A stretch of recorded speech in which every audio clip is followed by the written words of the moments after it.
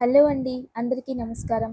శ్రీ విశ్వవసునామ సంవత్సరం ఉత్తరాయణం వసంత ఋతువు వైశాఖ మాసం కృష్ణపక్షం షష్ఠి.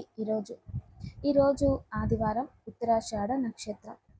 షష్ఠి అంటేనే సుబ్రహ్మణ్య స్వామికి విశేషమైన రోజు. సుబ్రహ్మణ్య స్వామి అనగానే నాగదేవతలు కూడా మనకి గుర్తొస్తాయి. అయితే ఉత్తరాషాఢ నక్షత్రం, ఈ ఉత్తరాషాఢ నక్షత్రం చాలా విశేషమైనటువంటి నక్షత్రం. అయితే ఈరోజు మనమందరం కూడా ఒక విశేషమైనటువంటి నామాన్ని జపించాలి. ఈ నామం గురించి మనం విని ఈ నామానికి ఎంత గొప్ప అర్థం ఉంది అనేది తెలుసుకోవాలి. అంటే సమచక్రాయ మహాజ్వాలాయ మహాదీప్తి రూపాయ సర్వదుష్ట భయంకరాయ చింది చింది పరతంత్రాన్ గ్రాసయ గ్రాసయ భక్షయ భక్షయ భూతాని త్రాసయ త్రాసయ విచాచో ఉచ్చాటయ ఉచ్చాటయ సర్వతోమా రక్ష రక్ష మహాబలాయ ఓం ఫట్ మహాసుదర్శనాయ నమః. ఇది శ్లోకం, అద్భుతమైనటువంటి శ్లోకం.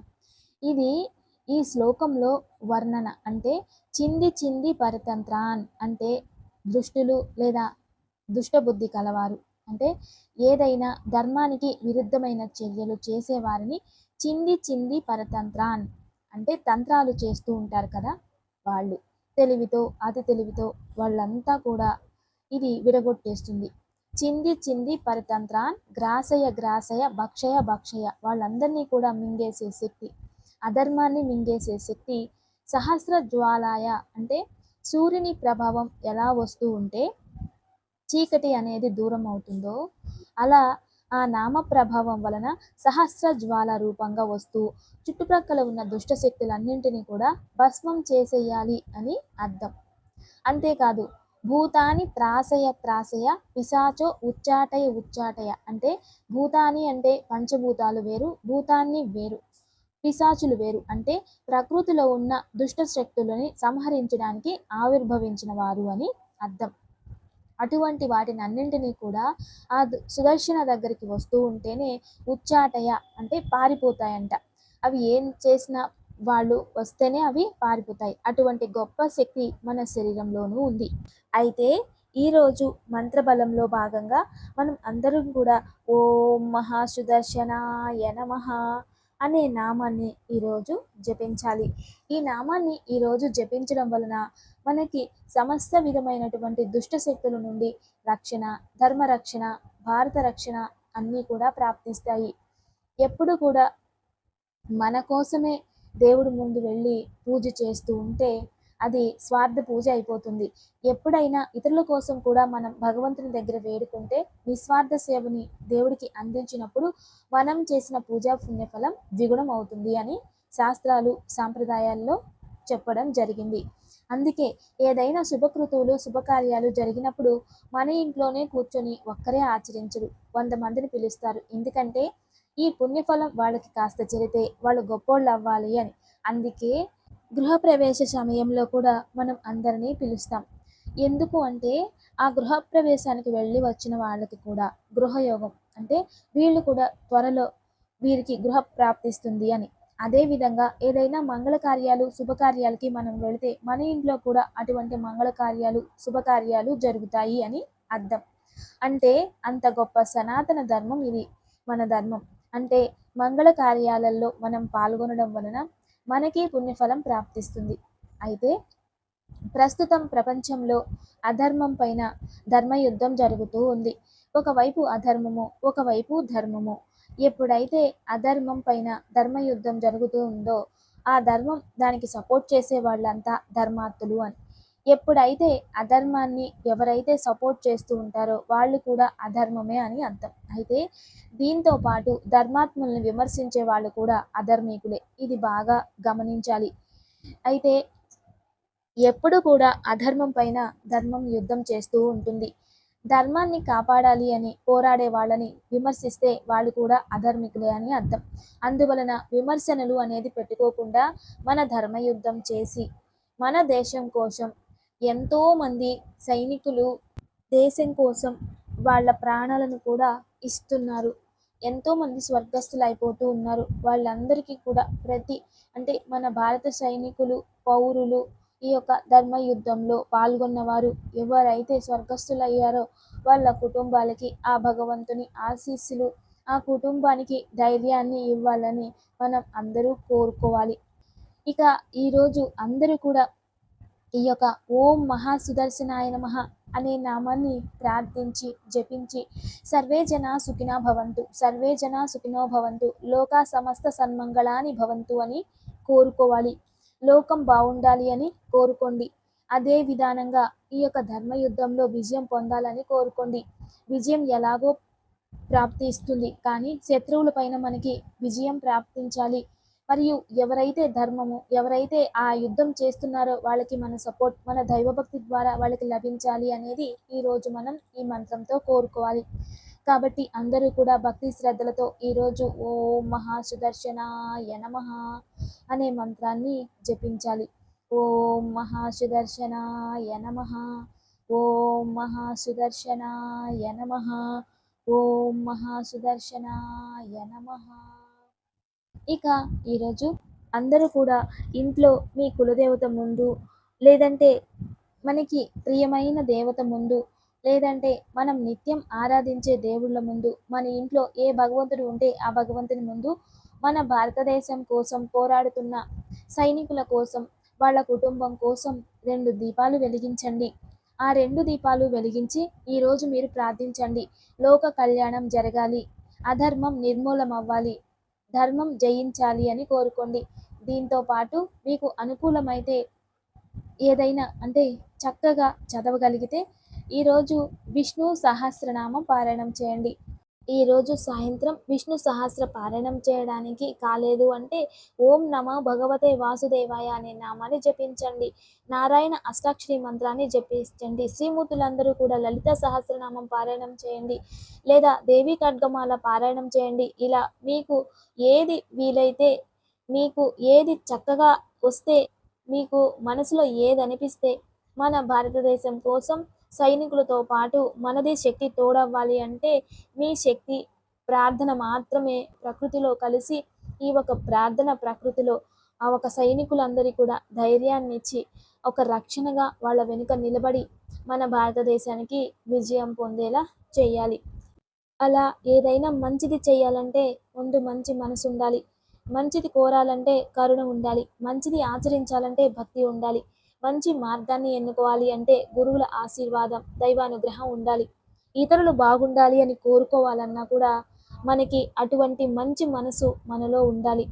కాబట్టి అందరూ కూడా మంచి మనసుతో, మీరందరూ కూడా ఎంతోమందికి మంచిని కోరుతూ ఉంటారు. అలాగే ఈరోజు మన భారతదేశం కోసం మంచిని కోరుతూ ఈ విధంగా మనం ప్రార్థన చేయాలి, దీపం వెలిగించాలి. ఇలా ఖచ్చితంగా ఇది మన దేశ సేవ అనుకొని మనం ఈరోజు ప్రార్థిద్దాం.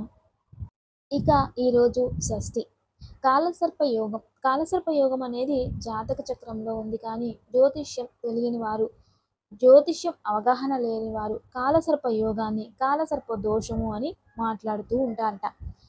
కాబట్టి కాలసర్ప దోషము అనేది ఎక్కడా లేదు జ్యోతిష శాస్త్రంలో, కేవలం కాలసర్ప యోగము అని మాత్రమే ఉంటుంది. ఇది కాలసర్ప యోగాన్ని కూడా అధోకాల సర్పయోగ, ఊర్ధ్వకాల సర్పయోగ, ఉత్తరకాల సర్పయోగ, దక్షిణకాల సర్పయోగ అని కూడా విభజించారు. అలా ఈ 4 భాగాలుగా విభజించి తర్వాత ఎటువంటి కాల సర్పయోగము అనేది కూడా తెలియజేశారు. ఈ ఒక 9 రకాల కాలసర్పయోగాలు ఉంటాయి. అందులో కూడా ఈ కాలసర్పయోగము అంటే రాహు, కేతు వీటి మధ్యలో అన్ని గ్రహాలు ఉంటే, లగ్నంలో ఇంక్లూడింగ్ అయి అన్ని గ్రహాలు ఉంటే కాలసర్పయోగం. ఒక గ్రహం బయటికి వచ్చింది అంటే అది భంగము. కాలసర్పయోగం భంగము అంటారు. భంగం అంటే భంగం అయిపోయింది, ఒక గ్రహం బయటికి వచ్చింది అంటే యోగం భంగమైంది. అలా ఉంటే గాని కాలసర్పదోషం అనేది లేదు. ఇంకా సర్పదోషం, సర్పశాపం అని సపరేట్గా ఉంటాయి.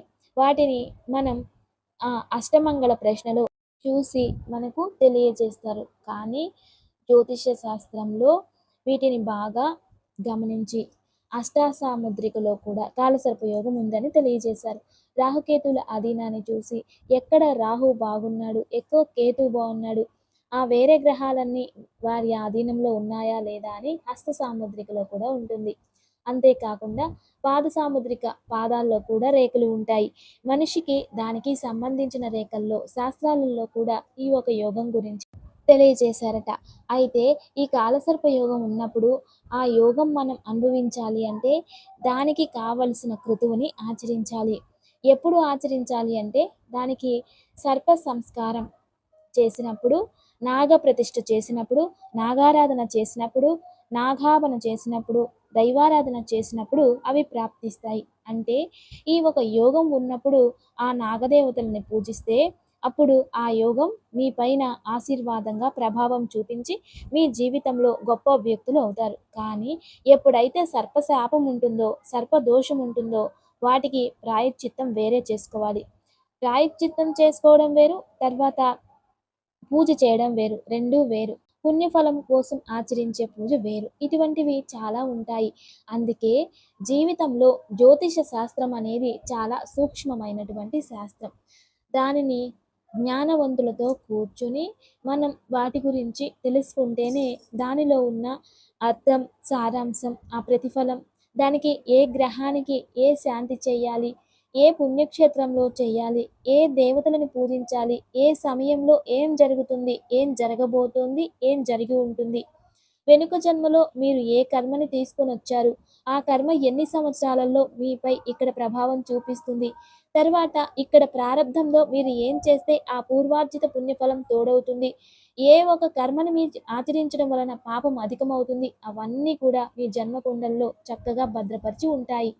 కాబట్టి ఈ ఒక జ్యోతిష్యం తెలిసిన వారి దగ్గరికి వెళ్ళి మన జన్మ జాతకాన్ని చూపించుకున్నట్లయితే మనం ఏం చెయ్యవచ్చు, ఏం ఆచరించాలి అనేది మనకి అవగాహన అవుతుంది. దివ్య పూజ రేపు సోమవారం సప్తమి, సోమ సప్తమి. రేపు ఉదయాన్నే దగ్గరలో ఎక్కడైనా శివాలయంలో బిల్వ వృక్షం ఉంటుంది. ఆ శివాలయంలో ఉన్న బిల్వ వృక్షానికి ఒక చెంబు నీళ్లు పోసి ఆ నీళ్ళల్లో ఒక చిటికెడు తెల్ల ఆవాలు వేయండి. ఒక చిటికెడు తెల్ల ఆవాలు వేసి ఉదయాన్నే ఒక శివాలయం దగ్గర ఉన్న బిల్వ వృక్షం మొదట్లో వెళ్ళి, అమ్మ ప్రకృతి మాత, మా కుటుంబంలో ఉన్న దారిద్ర్యం దూరం చేయి తల్లి అని నీళ్లు పోసి, దగ్గరలో శివాలయం లోపల నందీశ్వరుడు ఉంటారు కదా, ఆ నందికి ఒక వరం ఉంది. నీ చెవులో ఏదైనా తెలియచేస్తే ఆ ఒక విషయాన్ని నువ్వు నాకు చెప్పు, ఆ కోరికలు తీర్చేస్తాను అని నందీశ్వరుడికి శివుడు వరమిచ్చారట. అలా రేపు ఉదయం మీరు శివాలయానికి వెళ్ళి నందీశ్వరుని కుడి చెవులో ఏదైనా చెప్పి తదుపరి శివదర్శనం చేసుకుని రండి. ఒకవైపు ఇక్కడ బిల్వవృక్షం, ప్రకృతి మాత, రెండోది నంది, మూడోది పరమేశ్వరుడు, ఇలా చేసుకుని రండి. ఖచ్చితంగా మీ సంకల్పం నెరవేరుతుంది.